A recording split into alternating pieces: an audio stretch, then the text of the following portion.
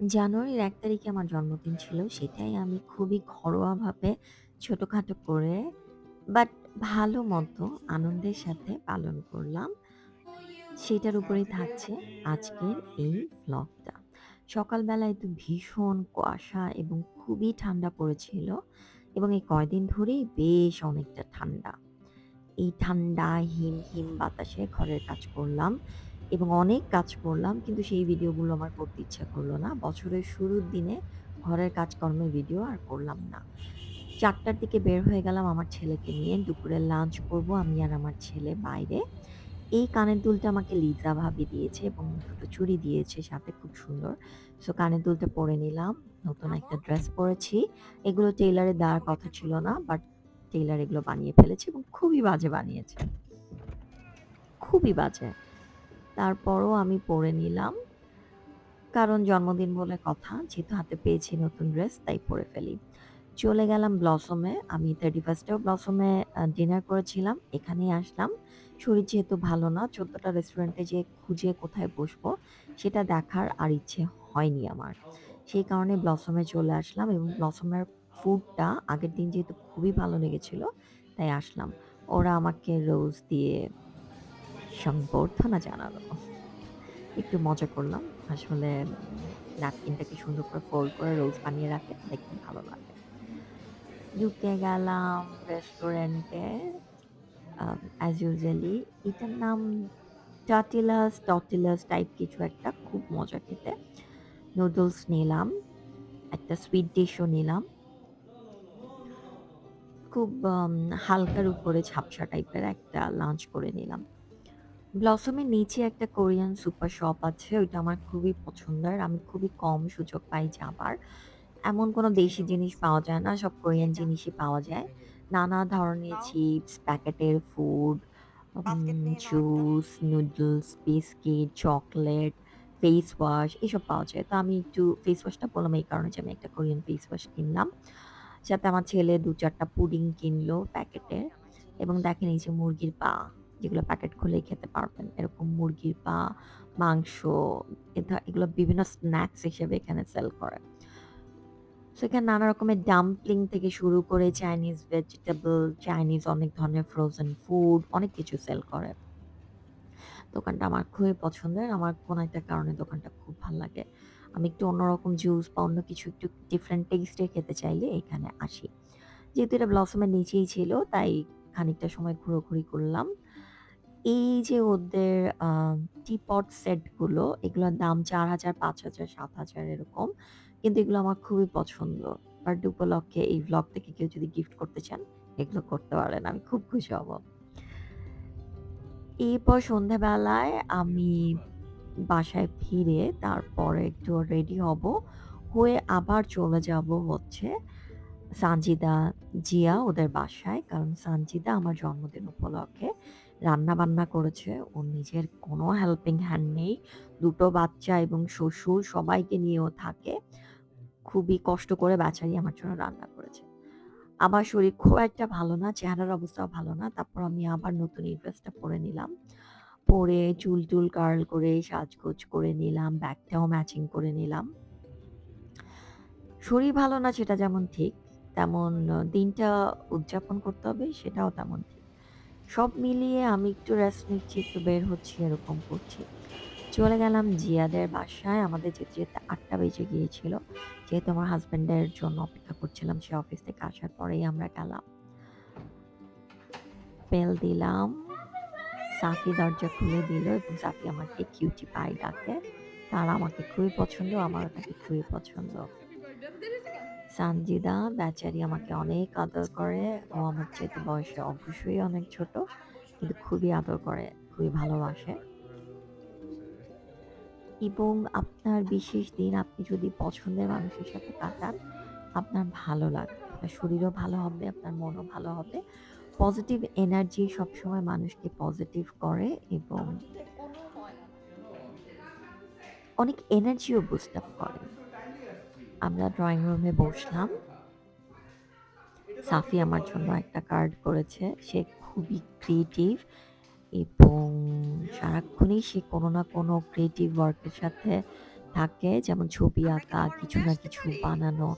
এটা তার রুম, তার বাহ! নিজের রুম, সে নিজে গুছায়, নিজে মেইনটেইন করে। ওহ মাই গড! কি এবং তার সুন্দর! কিউট সব জিনিসপত্র সে আমি বাসায় গেলে দেখাই, এটা কিনেছে, এটা বানিয়েছে। এটা তার খেলার জায়গা, সেটা সে নিজেই পরিষ্কার করে, নিজেই মেইনটেইন করে, নিজেই করে। সারা দরজা জুড়ে না তার নিজের বিভিন্ন ছবি, ক্রাফট, আর্টের সব কাজ। কি সুন্দর এই আমি গিফটগুলো। ওর জন্য এই আ আ ড্রেসের পিনগুলো কিনে নিয়ে গেছিলাম ক্রিসমাসের। সানজিদা এগুলো সব বাসায় বানিয়েছে। পুরি থেকে শুরু করে আলুর চপ, পেঁয়াজু সবকিছু। সাফি সুন্দর আমার জন্য হয়েছে। এই কেকটা বানিয়েছে। অবশ্যই fake cake.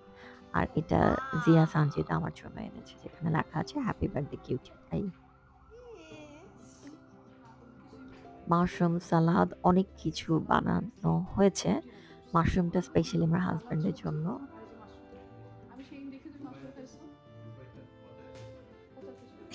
Oh my God! এরপর রুবায়েত আমাকে গিফট দিল। নানা রকম দুষ্টামি এবং ফাইজলামি চলতে থাকে আমাদের। সে আমাকে একটা লোহার কড়াই গিফট করলো, যে লোহার কড়াই আমি খুঁজছিলাম বহুদিন ধরে। এটা আমার ব্লগ দেখে সে আ দেখে তার মাথায় রয়ে গেছে এবং সেটাই সে আমার জন্য অর্ডার করে এনেছে। এবং এটা ওয়াও! সত্যি খুব খুবই ভালো সুন্দর হয়েছে এবং জিনিসটা। খুবই খুব কাজের সুন্দর। একটা কড়াই হয়েছে। খুবই সুন্দর জিনিস। খুবই ভালো হইছে। কাস্টার্ড না কি যেন? হুম। এরপর বাচ্চারা নানা রকম খেলাধুলা শুরু করেছে। সাফান সাইকেল চালাচ্ছে। আমার হাসব্যান্ড, বাচ্চারা সবাই মিলে খেলতে বসেছিল ভিডিও গেম এবং ওইটাতে আসলে রেসিং কার খেলছিল। তো স্ক্রিনে বোধহয় রেসিং কার চলছে। এটা তাকিয়ে থাকলে মাথা ঘুরতে থাকে। আমার হাসব্যান্ড কিছুক্ষণ খেলার পর তার ভীষণ মাথা ঘোরা শুরু হয়েছে। তা আমি বললাম, "দুজনেরই যদি মাথা ঘোরা রোগ শুরু হয়, তাহলে সংসার চলবে কি করে?" জিনিয়াস। এরপর রুবায়েত কফি নিয়ে আসলো। No coffee, madama. Oh, thank you so much. খেয়ে বলেন তো কিভাবে কিরকম হয়েছে সে না বুঝলে কিভাবে হবে? আহ এটা কি চুমুকেই সত্যি ছিল? তৃপ্তি। এটা কি সত্যি ছিল? সত্যিই ছিল। এই কফি ভালো হইছে? এই দোস্ত তোর একটু দেই কফি ভালো হইছে? এই তোর একটু দেই Bastard. যাও এবার আমি এরপর এই যে রেসিং কার খেলতে যেয়ে আরেকজন অসুস্থ হয়ে গেছে।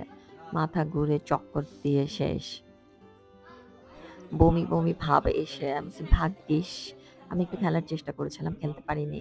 গাড়ি আমার রাস্তাতেই ওঠে না। আম খালি অ্যাক্সিডেন্ট হয়।" তো আমি বললাম, "ভাগ্যিস, এমনি আমার মাথা ঘোরা রোগ। খেলতে যেয়ে যদি আমি আরো অসুস্থ হতাম তাহলে তো হতোই অবস্থা।" এরপর ডিনার টাইমে অনেক কিছু রান্না করেছে। রোস্ট, প্রন, ভেজিটেবল, কাবাব, সালাদ, গরুর মাংস। মানে ওর কিন্তু কোনো কাজের মানুষ নাই, হেল্পিং হ্যান্ড, ঘরে কাজ করার জন্য খালি একজন আসে। তাছাড়ি মানে এত শীতের মধ্যে এত কষ্ট করে আমার জন্য রান্না করেছে, আমি সত্যি খুবই গ্রেটফুল। এত কষ্ট আসলে আমার জন্য কেউ করবে কখনো আমি ভাবিনি। এই একটা ফ্রুট ডেজার্ট বানিয়েছিল। অসম্ভব মজা ছিল এই ডেজার্টটা। এরপর কেকটাও খুব মজা ছিল খেতে।